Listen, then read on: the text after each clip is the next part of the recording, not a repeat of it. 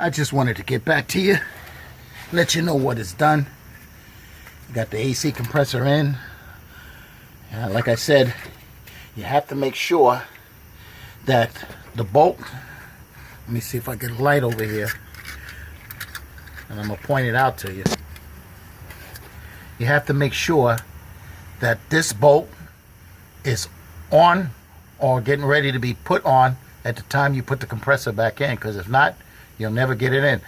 But as far as the other two bolts, well, the A-frame has slots in it, which I can show you. They have slots where you can see the bolts to the compressor, and they're 10 millimeter, and you can tighten it up. So now, what I'm going to do is reconnect the crank sensor. You got to reconnect the crank sensor on there. There goes the crank sensor. I'll put it right there to you. It's kind of hard, awkward. So I'm using a cell phone. Anyway, let me reconnect the crank sensor, because without the crank sensor, you won't have a engine that will start. Let me see.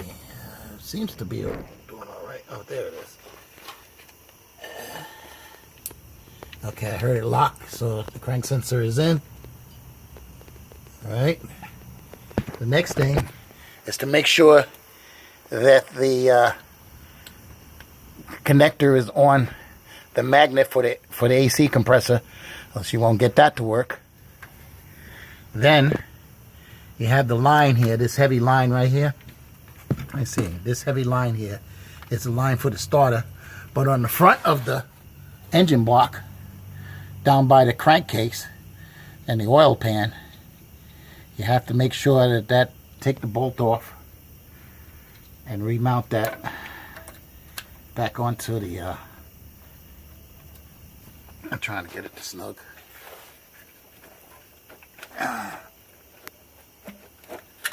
There we go. Oops, didn't want to do that.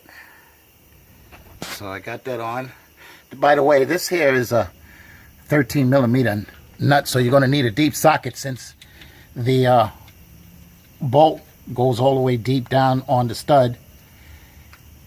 And then once you got that secure, then all you got to do is reconnect your transmission lines for the return, and that's not bad at all. You just really basically lock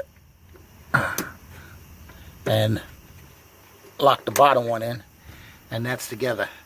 That is secures your transmission lines, which go to, which by the way, I'm going to put the next project I'm going to do is I'm going to put a transmission cooler on the front, so stay in tune for that one.